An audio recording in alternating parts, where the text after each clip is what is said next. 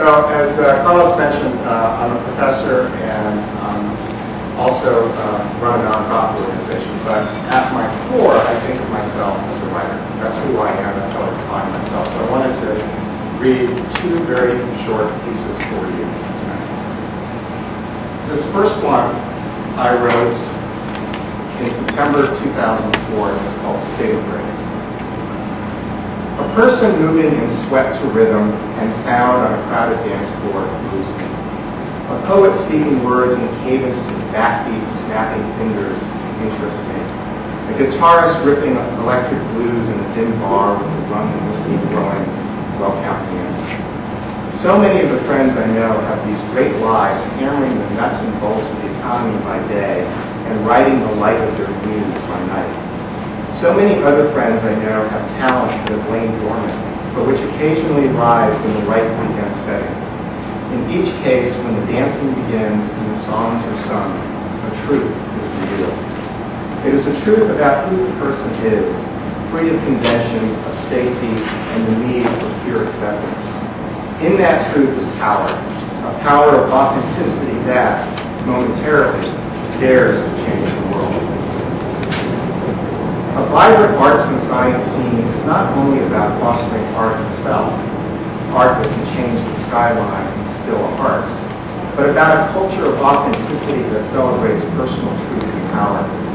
A city that honors art is a city that honors personal expression, as diverse as the story of each individual's life. A city that honors creativity is a city invested in democracy. Several years ago, in a different time and place, when I was a young lawyer, I set out to write a novel. I had dreamed of writing a novel since high school, and after the right confluence of events, character, and plot developed. I wrote for 2 years in coffee houses and in my apartment, staying up nights exploring an underworld of emotions. I listened to Muddy Waters and Janis Joplin, mainline caffeine, and good shade. I felt stretched, on edge, and very much alive to cross currents of meaning. Clear-eyed by day, I would critically edit, bringing an arm's-length discipline to my work. The novel exercised my right and left brain, my right and left ventricles, taking me places without fear that I would never have gone otherwise.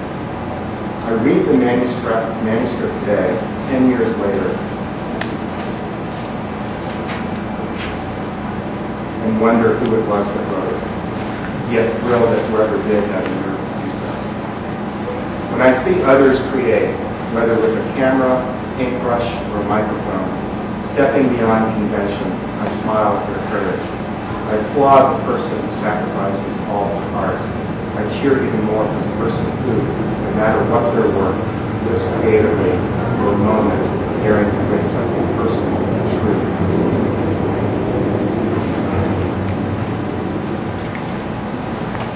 This is the second piece called Art Therapy that I wrote years ago. I stood looking at the sketch of an arm over a head with a hand stretching the side of an aging face. Drawn in large scale and meticulous detail, the subtractive charcoal sketch showed the self-portrait of the artist, someone deeply exploring the crenulations of flesh. I had come across it randomly, having gone to the call center for visual art for an entirely different reason. I folded my arms, turned to the side, blown away by what was required to move idea to surface. Here was art by someone I didn't know, but pressed the pause button of my life and reminded me of the best of who we are. In troubled times, we have this grace to rekindle creativity. We can reveal our anxieties, express conflict, press down on our dark bruises. The faces around us know our struggles and show them in their tears. We've always been amateur artists at home.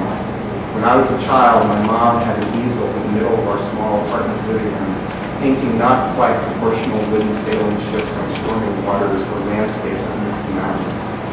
She would frame them in kitschy, unmatching frames, finding them beautiful. She painted a strange cat wearing a top hat with no irony whatsoever.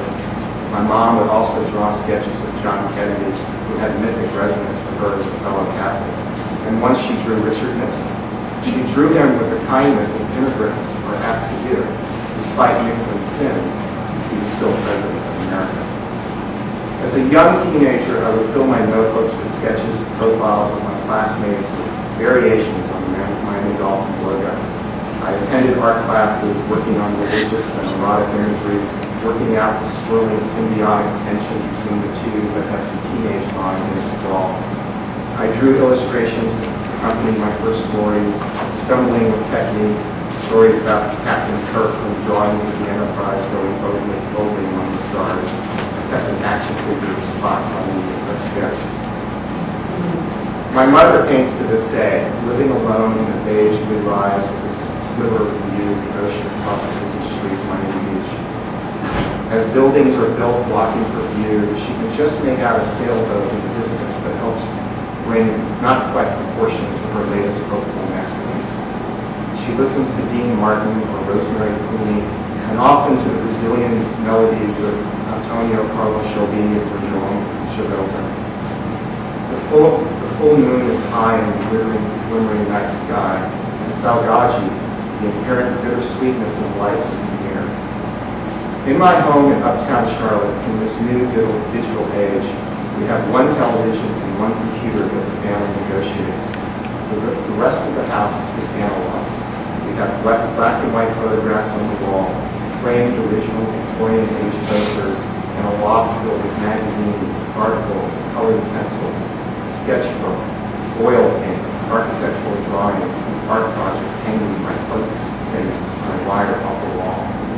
And yes, there is an easel in the corner that, as I sit here today, a drawing of the cat on the top hat.